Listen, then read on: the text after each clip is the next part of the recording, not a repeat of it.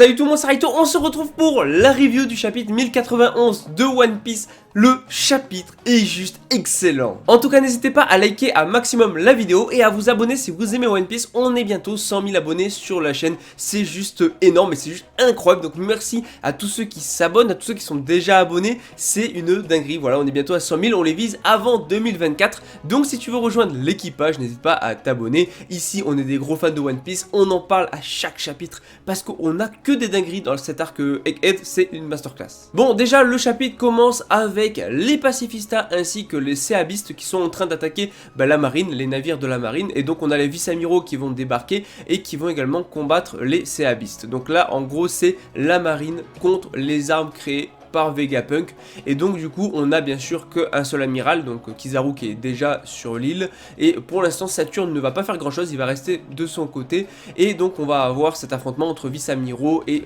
les armes de Vegapunk. Sinon on va avoir le droit au combat Kizaru contre Sentomaru. Alors franchement je trouve que c'est un combat assez fort en émotion parce qu'on sait que les deux se connaissent depuis longtemps et en fait le combat je le trouve très cool. Alors forcément il est rapide, forcément c'est Kizaru qui va gagner le combat contre Sentomaru. Est-ce que c'est une surprise? Non, on savait que Kizaru était plus fort que Sentomaru et qu'il allait le battre, même si Sentomaru a eu le droit à quelques échanges de coups et en fait il a même pas touché Kizaru, mais surtout, j'ai beaucoup aimé parce qu'on a un flashback où justement on va voir Sentomaru, Kizaru et leur rencontre, mais également avec Vegapunk qui était présent. Et dans ce flashback, on voit en fait Sentomaru enfant qui avait terrassé pas mal d'ours et tout. Normalement, c'était pas, c'était à Kizaru et tout de s'en charger.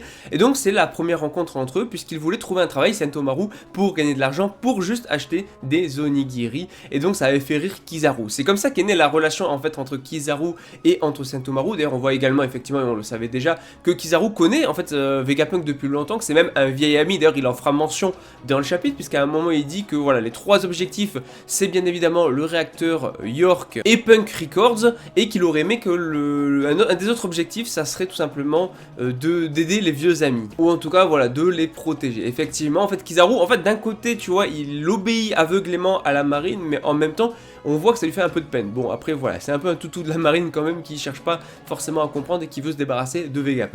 Enfin voilà, le combat en tout cas entre Sentomaru, Kizaru, très cool et tout, victoire de Kizaru, et donc Kizaru va récupérer la puce d'autorité pour ordonner aux pacifistas de détruire les séabistes, ce qui fait que du coup, voilà, la marine vient de récupérer de son côté les pacifistas, tout simplement parce que comme Sentomaru a été vaincu, il a pu récupérer la puce et donner à la place de Sentomaru un nouvel ordre, et donc voilà, les pacifistas sont passés maintenant du côté du gouvernement et de la marine.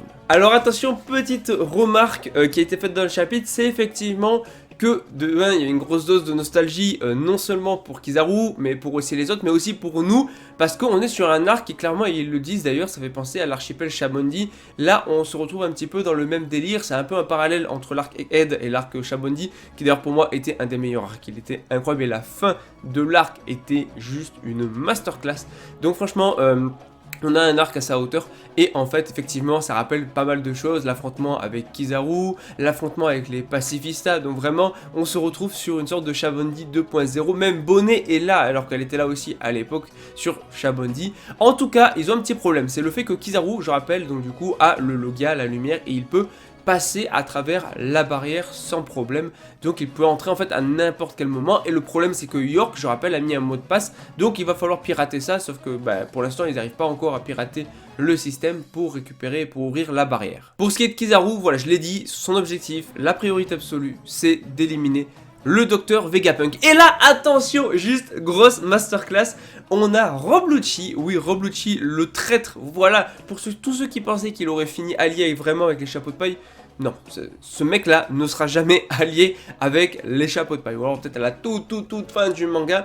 Mais ce mec-là, pour l'instant, c'est très mal barré. Puisqu'il va essayer de tuer Vegapunk. Parce que oui, maintenant que Kizaru est là, il se dit qu'il déjà il a une chance. Maintenant, il est plus tout seul, il a un allié.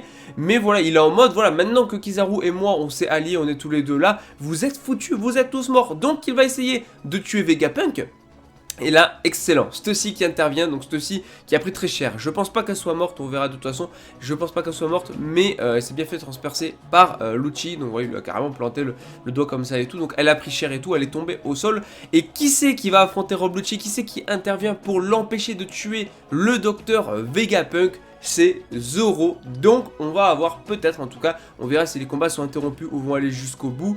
Mais on verra un combat normalement Zoro contre Rob Lucci. Où pour moi, Zoro est plus fort que Rob Lucci. Voilà, je le dis, Zoro est plus fort que Rob Lucci. Après, je dis pas que Rob Lucci est nul, c'est juste que Zoro est trop fort. Et là, attention, Kizaru est ici.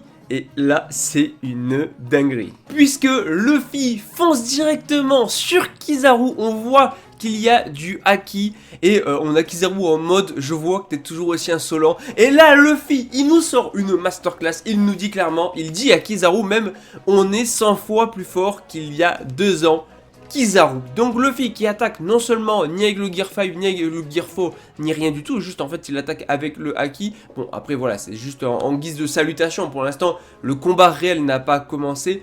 Maintenant, je prie pour qu'on ait réellement le combat, et c'est vrai qu'on n'a jamais vu un amiral vraiment tomber devant quelqu'un vraiment au sol battu. Donc là, ça serait une dinguerie de voir vraiment Kizaru battu par Luffy au sol, un amiral au sol tombé, vaincu. Alors il y a peu de chance, à mon avis je sens bien l'entourloupe en mode peut-être début de combat, puis au final peut-être Vegapunk va trouver le mot de passe et tout, donc finalement ils vont se barrer comme à l'archipel Chamonix quand ils avaient fui, parce que voilà c'était un peu le parallèle, donc on verra, mais j'ai trop envie de voir un combat Luffy-Kizaru. Autant Rob Lucci, Zoro, tu vois, ça va être cool aussi.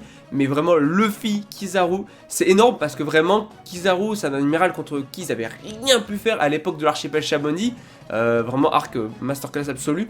Et donc là, revoir cet affrontement, mais du coup, il s'est écoulé plus de 2 ans. Mais c'est juste excellent parce que ça permettra de voir tous les progrès qu'a fait Luffy depuis le début, enfin depuis le début de l'aventure. C'était pas totalement le début quand ils sont arrivés à Chamonix, mais t'as capté.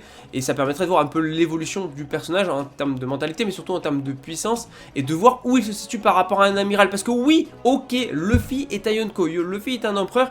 Est-ce que ça veut dire qu'il va écraser et one-shot Kizaru? Non, ça ne veut pas dire ça pour autant. Les gens qui pensent ça, vous n'avez pas compris One Piece, désolé, parce que non. Alors oui, pour moi, Luffy est plus fort que Kizaru, mais dire qu'il va one-shot Kizaru, c'est que vous n'avez pas compris. Un amiral n'est pas si faible, déjà, premièrement. En plus, il a un Logia, on ne sait même pas s'il a éveillé son fruit.